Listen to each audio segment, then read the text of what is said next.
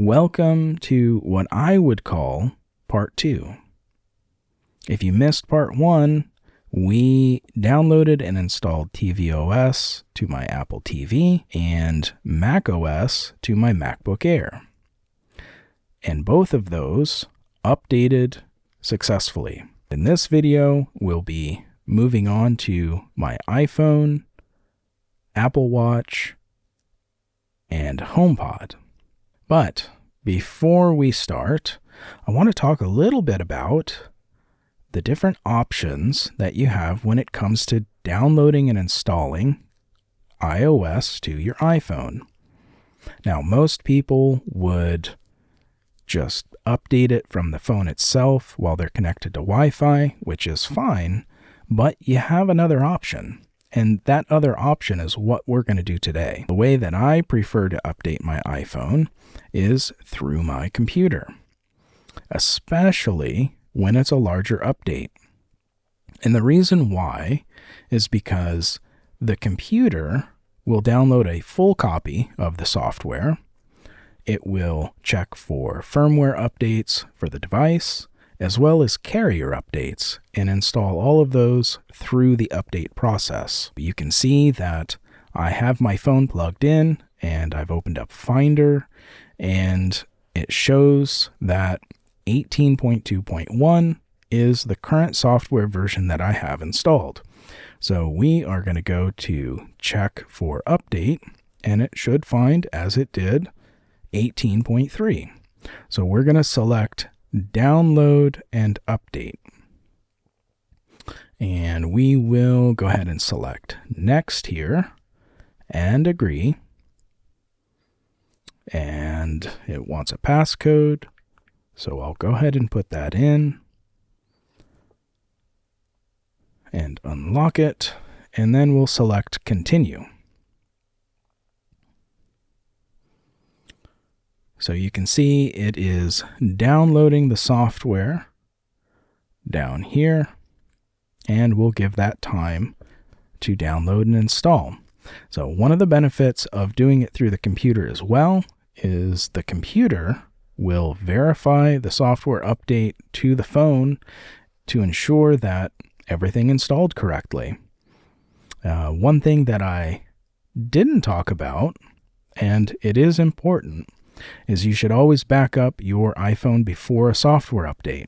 Now, I have iCloud backup enabled, so I know that it is backed up all the time. So if something were to go wrong, I know that I would have a backup. As a fail-safe, when you do it through the computer also, it will do a backup to the computer. So anything that you have saved in the cloud won't be backed up to the computer, but whatever is locally stored on your phone, you will have a backup to restore from. So that's another benefit of doing it through the computer if you choose to do it that way. We have something different on the computer now. It is extracting the software, which all that means is it's finished downloading, and now it is pulling that software out, and then we'll verify that it is not corrupt. And it looks like it finished now. So this part, you will want to check your phone because it's asking about trusting the computer to do a backup, and it wants your passcode. So I'm going to put my passcode in again and unlock the phone, and it should start the backup here shortly. All right, we just completed the backup, and we have moved on to the next process, which it says preparing iPhone for software update. While it's preparing the iPhone for the software update, you will have this on your phone, and that is absolutely normal. We've moved on to the next step, and it shows updating iPhone firmware, and the progress bar is nearly complete at this point on the iPhone, so we're almost there. Now it's verifying the iPhone software. The iPhone is restarting now, and I have an Apple logo. So let's see if it completed successfully. Okay, so it has another progress bar, which is fine. That is normal. And this one will take a little bit of time, but it should be okay. We're on the right track. It is complete, and it wants me to put in my passcode. So I will go ahead and do that. And now it's done. So we're going to give that a moment to start up, and eventually it'll show up on the computer here. But after an update, it is normal for it to still have a bunch of things running in the background. So it might take a little while to boot, and if it does, that's okay. Eventually, it will finish processing those items in the background and operate as normal. So we're going to give that a little bit of time to process those items in the background, and then we're going to take a look at the Apple Watch.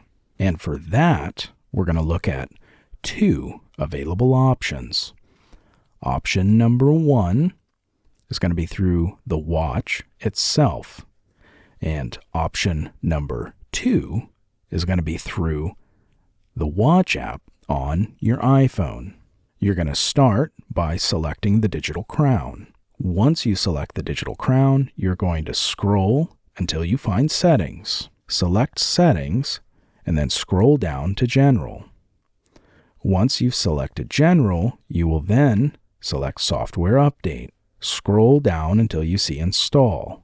Select Install and follow the instructions. A few things to note, as you can see below, you will need to have it on its charger, and you will also need to be connected to Wi-Fi. If you decide to update through your iPhone, download the application through the App Store if you've previously deleted it, or locate the application on your iPhone and open it. Once you've opened the application on your iPhone, you're going to select General. Up at the top, you will see Software Update, and you can see that a software update is available for my Apple Watch. You're going to select Install. You will then need to put in your passcode if you have one. It will download and verify the software update and then install the update to your Apple Watch. Through that process, it will also need to be connected to the charger.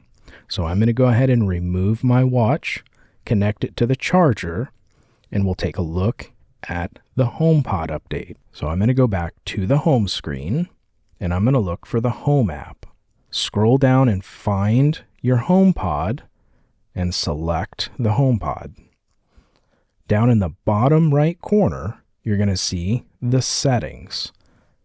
So go ahead and select the Settings in the bottom right corner, and you'll scroll down to see the version at the bottom. And as I've scrolled down, up at the top, it now says that it's downloading. So this is how you would start the software update for the HomePod in the Home app. And at the top, you'll see that it has some information. Now on this one, it looks like it is basically done, and we should have an option that comes up to allow for the installation of the software when it's ready. While we're waiting for the HomePod update to finish downloading and installing, it looks as though the software update has completed on my watch because it has rebooted and is asking for the passcode. So let's go back to the watch app and see what it says. And yes, it has installed watchOS 11.3 to the Apple Watch, so it was able to successfully install that update. So let's return back to the Home app, and we will wait for this to finish. The HomePod is now ready for the update to be installed, so it has changed to the Update button, which we will go ahead and select Update, and it will start the update. If you see this accessory is not responding, it's okay. It is installing the update and likely restarting the HomePod. And while we're waiting for this to finish installing the update, if you made it to this part of the video, first I want to thank you, because watching this video and liking and commenting and all of those things will definitely help this channel grow. Subscribe to the channel. Certainly leave some comments if you have ideas of other things that you'd like for me to put on this channel, if it's technology related, of course. And if you didn't notice, I do have an account set up with Buy Me a Coffee. So if you've scanned the QR code, every little bit helps. You don't have to do any of that by any means. Watching this video and getting this far in is more than enough. But I wanted to give an option for anybody else out there that decided that they wanted to help support the channel. And I'm going to wait for this to finish installing. And if you have been watching my previous videos, you would have seen that we updated a Mac, we updated an Apple TV, we then updated the iPhone, and then the Apple Watch, and now the HomePod. So I want to thank you again for watching all the way to the end, and feel free to leave a comment if you have any questions. If you run into issues, I'd be more than happy to try and help you out if I can, and I'll see you on the next one.